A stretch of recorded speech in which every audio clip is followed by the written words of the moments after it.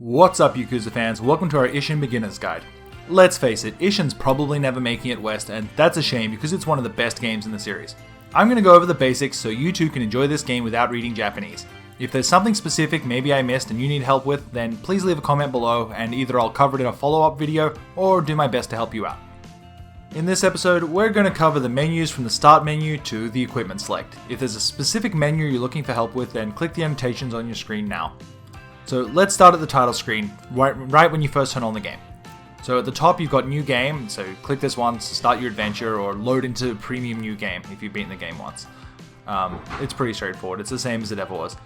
Then under that you've got your load game, then upload and download. So this one lets you upload and download your save data from the PlayStation Vita version, which carries over your minigame cache and your Another Life stuff, all that kind of stuff's in there. Any trading cards you've gathered as well from the battle dungeons.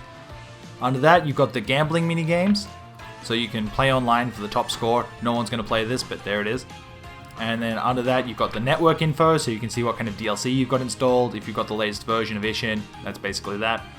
Underneath, you've got cutscenes, which is your reminisce mode. You can go back and watch any cutscenes you've seen before, whatever.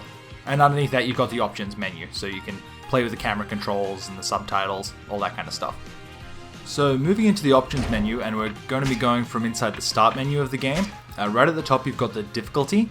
Now this only shows up when you're actually in game, so if you're going from the main menu, just ignore the very first option.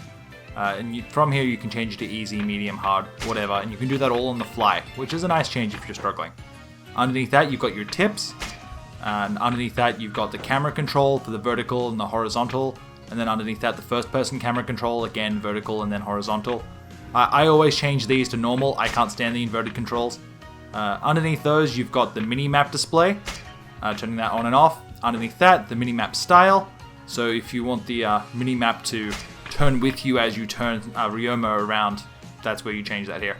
I like to leave it exactly where it is, there's no real point in playing with this. Under that you've got your subtitles on or off. Under that, terminology highlighting, so while you're playing the game, sometimes they'll use a lot of really dated, old-time Japanese words, and if you're not sure what they mean, you can press, I believe it's triangle or options or something, and it'll pop up and just tell you what that word means. If you're using this guide, you probably don't know what they're saying anyway, so don't even worry about it. Underneath that, you've got your chapter summary. Every time that you start a new chapter, it replays what happened in the previous chapter, just in case you've spent a lot of time doing sub-stories or completing quests, whatever it is, and you need a refresher on what the hell's happening. So I like to leave that on, just so that I can remember.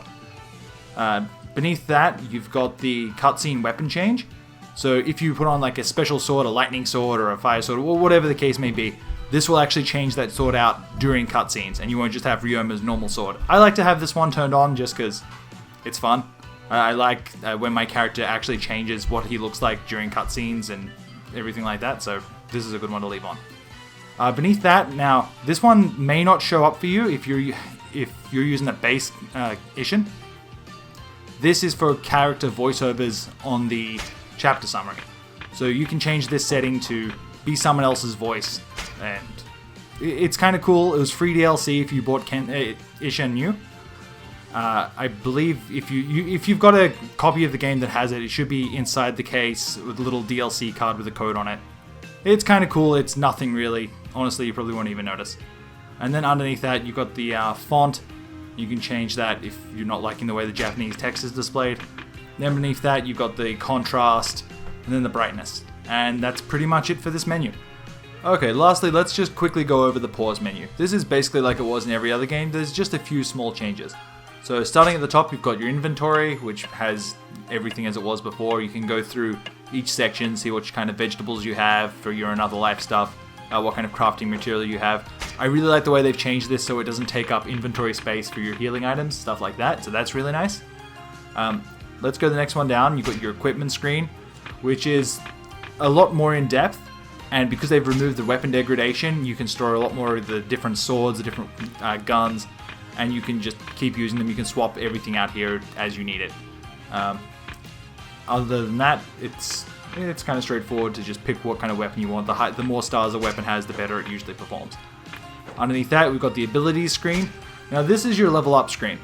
On this screen, they've changed it completely from the previous games, whereas now it uses a sphere grid system. and you can go through each specific style, your gun, your sword, whatever, and assign specific spheres to unlock more and more abilities. The higher your level, the more spheres you unlock. The more you use specific styles, the more of those specific spheres you will unlock. So for example, when you level up, you'll get a silver sphere that you can place anywhere, but the more you use your sword fighting style, the more you'll get, I believe it's blue spheres, and that will unlock moves specific to that skill tree. I kind of prefer this system. I don't like the way they've locked specific skills behind specific requirements. Whereas before, you would get a revelation and you would just get that skill. Now you get a revelation and you unlock the ability to purchase that skill. So it makes the game a little bit more grind heavy, but it's not too bad. Underneath that, you've got your letters, which works exactly the way as it did in the past games with your cell phone.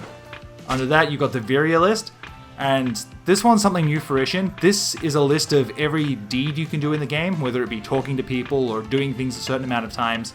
Every time that you complete an item on this list, you will get extra Dharma points, which you can then purchase for upgrades, for Ryoma, or for the Another Life stuff.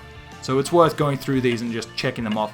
I will point you over to KHH Sub's amazing guide where he's gone over everything in precise detail, and it's fantastic. Check that out if you're trying to mark off this list.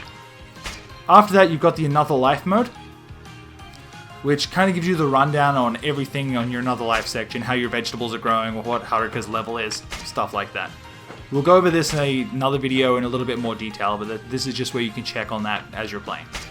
Underneath that one, you've got the completion list, and like in all the other games, that just gives you a list of every single thing there is to do.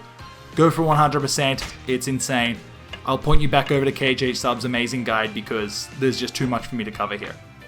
Underneath that one, you've got the notebook. The notebook just covers character relationships, the terminology dictionary.